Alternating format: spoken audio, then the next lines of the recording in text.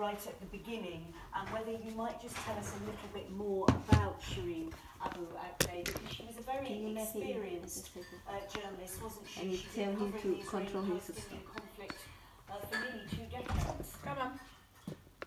Wait.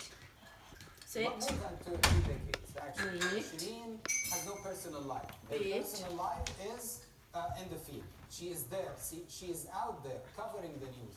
6 a.m. in the morning, she was heading to an area to cover the news, to give voice to the voiceless. She used to do that. She is the second journalist was hired by Al Jazeera back in the days after the launch of Al Jazeera, more than 2 decades back, 25 years.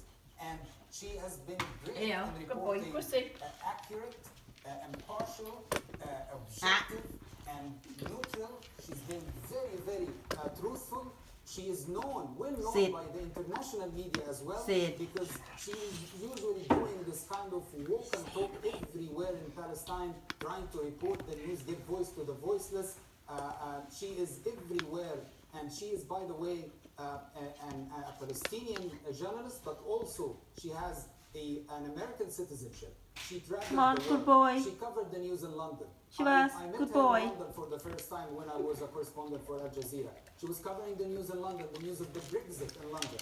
She was covering the news in the US. She traveled the world. She is one of Al Jazeera's prominent journalists who we mourn the loss of, and who we think that her death is not going to go like this. We are going to help whoever responsible for this accountable, and we think that the Israeli forces are responsible because they are the occupation force on the ground. Mohammed Mouad, Managing Editor of the Al Jazeera channel in Doha, many thanks for that. And I should say we have approached the Israeli government for comment. We haven't yet heard back from them, but we will of course bring you anything they have to say when we get it. Now, it is day 2 of the so-called Wagatha Christie trial at the High Court in London. Rebecca Vardy is suing Colleen Rooney for libel after her former friend accused her of leaking information from her private Instagram stories to the press.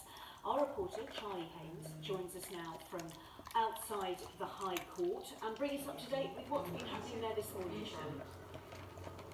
So Rebecca Vardy, she's been giving evidence in the witness box this morning, and she's been questioned by David Sherborne. He's Colleen Rooney's lawyer, and he's been going through messages that she sent to her agent, assistant Caroline Watt, and in these messages they are discussing stories. He's talking about these stories at the same time. Now these are stories that are in the media. They are things like extramarital affairs that footballers are having, car crashes, disagreements with the club, and he's saying that it was standard practice for her to pass these stories to her agent, and for her agent to pass them on to the Sun. He says that they have this set up, that the stories would be passed on. She says that that's not